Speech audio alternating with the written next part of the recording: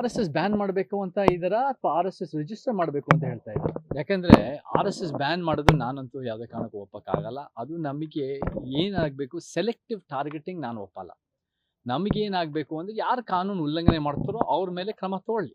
ಆದರೆ ನೀವು ನಿಮ್ಮ ರಾಜಕೀಯ ಪ್ರತಿಸ್ಪರ್ಧೆನ ಅವ್ರು ಬಾಯಿ ಮುಚ್ಚೋಕ್ಕೋಸ್ಕರ ಅವರು ನಿಮ್ಮನ್ನ ವಿಚಾರದಲ್ಲಿ ಇರ್ಬೋದು, ಬಟ್ ಚುನಾವಣೆಯಲ್ಲಿ ಸೋಲಿಸ್ಬೋದು ಅನ್ನೋ ಕಾರಣಕ್ಕೆ ಅವನ್ನ ಬ್ಯಾನ್ ಮಾಡಕ್ಕೆ ಹೋದ್ರೆ ಅದು ನಿಜವಾಗ್ಲೂ ಒಂದು ಡಿಕ್ಟಟೋರಿಯಲ್, ಒಂದು ಸರ್ವಾಧಿಕಾರಿ ಧೋರಣೆ ಆಗುತ್ತೆ.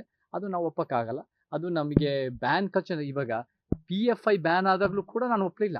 ಅದು BJP ಕಾಂಗ್ರೆಸ್ ಸೇರಿ ಅವ್ರನ್ನ ಬ್ಯಾನ್ ಮಾಡಿದ್ರು.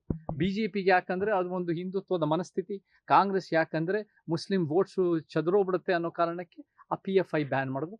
ಬ್ಯಾನ್ ಮಾಡೋದಲ್ಲ, ವಿಚಾರದಲ್ಲಿ ಸೋಲಿಸ್ಬೇಕು. ವಿಚಾರದಲ್ಲಿ ಸೋಲಿಸಿ ಬ್ಯಾನ್ ಮಾಡೋದು ಯಾವಾಗ ಅಂದರೆ ನಿಮ್ಮ ವಿಚಾರದ ಮೇಲೆ ನಿಮ್ಮ ಗಟ್ಟಿತನ ಇಲ್ಲದೆ ಇದ್ದಾಗ, ನಿಮಗೆಲ್ಲೋ ಒಂದು ಕಡೆ ನಿಮಗಿಂತ ಅವ್ರ ವಿಚಾರಗಳು ಗಟ್ಟಿಯಾಗಿದೆ, ಅವ್ರು ಜಾಸ್ತಿ ಕೆಲಸ ಮಾಡ್ತಾರೆ, ಜಾಸ್ತಿ ಜನಪರವಾಗಿದ್ದಾರೆ ಅನ್ನೋ ಭಯ ಇದ್ದಾಗ ಬ್ಯಾನ್ ಮಾಡಕ್ಕೆ ಹೋಗ್ತೀರಾ. ಬ್ಯಾನ್ ಮಾಡಬಾರ್ದು. ಬಟ್ ರಿಜಿಸ್ಟರ್ ಅನ್ನೋ ಪ್ರಶ್ನೆ ಬಂದಾಗ ನಮಗೆ ಎಲ್ಲ ಒಂದು ರೀತಿ ಸಂಘಟನೆಗಳು ಅದು ಯಾವ್ಯಾವ್ದಿದೆಯೋ ಅದು ರಿಜಿಸ್ಟರ್ ಆಗೋದು ಮುಖ್ಯ ಉದ್ದೇಶ ಆಗಬೇಕು. ಬಟ್ ಟಾರ್ಗೆಟ್ ಮಾಡಿ RSSನ ಟಾರ್ಗೆಟ್ ಮಾಡ್ತಿರೋದು ನನಗೆ ಸರಿ ಕಾಣ್ತಾ ಇಲ್ಲ. ಅದು ಒಂದು ರೀತಿ ಒಂದು ಬುಲಿ ಪಲ್ಪಿಟ್ ಅಂತ ಒಂದಿದೆ. ಅಂದರೆ ನೀವು ಅಧಿಕಾರನ ವಹಿಸಿ ನಿಮ್ಮ ವಿರೋಧಿಗಳ ಮೇಲೆ ದಬ್ಬಾಳಿಕೆ ಮಾಡೋದು ಹಂಗಾಗಬಾರ್ದು. ನೀವು ಒಂದು ರೀತಿ ಎಲ್ಲ ಯಾವುದೇ ಒಂದು ಸಂಸ್ಥೆ ರಿಜಿಸ್ಟರ್ ಆಗಿಲ್ಲ ಅಂದರೆ ರಿಜಿಸ್ಟರ್ ಮಾಡಿಸಿ ಒಂದೇ ಕೆಲಸ ಮಾಡಿ. ಹೋಮ್ ಮಿನಿಸ್ಟ್ರಿಗೆ 108 ಕೆಲಸಗಳಿದೆ. ನೀವು ಸೆಲೆಕ್ಟಿವ್ ಆಗಿ ಒಂದೇ ಒಂದು ಸಂಘಟನೆನ ಗುರುತಿಟ್ಟು ಅವ್ರು ಒಂದೇ ಸಮಾಜದ ಸಮಸ್ಯೆ ಅಂತ ನೋಡಿದ್ರೆ ಹೆಂಗೆ ಹೇಳುತ್ತೆ?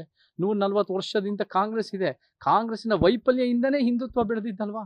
ಕಾಂಗ್ರೆಸ್ಸಿನ ವೈಫಲ್ಯದಿಂದನೇ ಜನತಾ ಪಕ್ಷಗಳು ಬೆಳೆದಿದ್ದಲ್ವಾ? ಕಾಂಗ್ರೆಸ್ಸಿನ ವೈಫಲ್ಯದಿಂದನೇ ಸಮಾಜವಾದಿ ಪಕ್ಷ, ಕಮ್ಯುನಿಸ್ಟ್ ಪಕ್ಷ ಮತ್ತೆ ನಮ್ಮ ಸತ್ಯಪಂಥ, ಅಂಬೇಡ್ಕರ್, ಪೆರಿಯಾರ್, ಕಾಂಶಿರಾಮ್ನ ಸಮಾನತಾವಾದನೂ ಬೆಳೆದಿದೆ.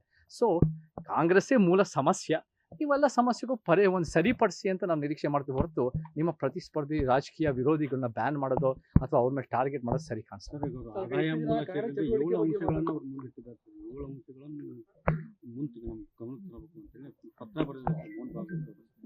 ಆಗಲಿ, ಅದು ಅವರು ನನಗೆ ಫಸ್ಟ್ ಆಫ್ ಆಲ್ ನಮಗೆ ಎಲ್ಲ ಒಂದು ಪಾರದರ್ಶಕವಾಗಿರಬೇಕು. ಪಾರದರ್ಶಕತೆ ನಮಗೆ ಭಾಳ ಮುಖ್ಯ. ಯಾವುದೇ ಸಂಸ್ಥೆ ಇರ್ಬೋದು, ಅದು 100 ವರ್ಷದ ಸಂಸ್ಥೆ ಇರ್ಬೋದು, ಅದು ಹೊಸ ಸಂಸ್ಥೆ ಇರ್ಬೋದು, ಅದು ಒಂದು ಪಾರದರ್ಶಕವಾಗಿ ಅದು ರಿಜಿಸ್ಟರ್ ಆಗೋದು ಒಳ್ಳೇದೆ. ನನಗೆ ಅದ ಪ್ರಕಾರ ಅದು ಒಳ್ಳೇದೇ. ಸಮಾಜ ಸೇವೆ ಮಾಡಲಿ, ಮುಂದುವರಿಸಲಿ, ಒಳ್ಳೆ ಕೆಲಸ ಮಾಡಲಿ. ಅದು ಆರ್ಥಿಕವಾದ ಹಣಕಾಸಿನ ವಿಚಾರನೂ ಕೂಡ ಪ್ರಾಮಾಣಿಕತೆ ಮತ್ತು ಪಾರದರ್ಶಕತೆ ಇರಬೇಕು. ಅದು ಕೂಡ ಮುಖ್ಯನೇ. ನನಗೆ ಏನು ಸಮಸ್ಯೆ ಅನಿಸುತ್ತೆ ಅಂದರೆ RSSನ ಪ್ರಶ್ನೆ ಮಾಡ್ತಿರೋ ಸಮಸ್ಯೆ ಅಲ್ಲ, ಬರೀ RSSನ ಪ್ರಶ್ನೆ ಮಾಡ್ತಿರೋ ನನಗೆ ಸಮಸ್ಯೆ ಅನಿಸುತ್ತೆ.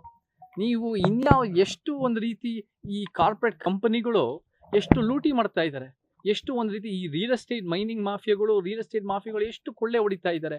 ಅದನ್ನು ಯಾವುದೋ ಕಾರಣಕ್ಕೂ ಪ್ರಶ್ನೆ ಮಾಡದೆ ಅವ್ರ ಮೇಲೆ ಒಂದು ರೀತಿ ಕಡಿವಾಣ ಹಾಕ್ತೆ ನೀವು ಒಂದು ಸೆಲೆಕ್ಟಿವ್ ಆಗಿ ನೀವು ಒಂದು ಸಂಸ್ಥೆನ ಟಾರ್ಗೆಟ್ ಮಾಡ್ತೀರಾ ಅಂದರೆ ಅದೆಷ್ಟು ಮಟ್ಟಿಗೆ ಸರಿ ಅಂತ ಪ್ರಶ್ನೆ ಬರುತ್ತೆ.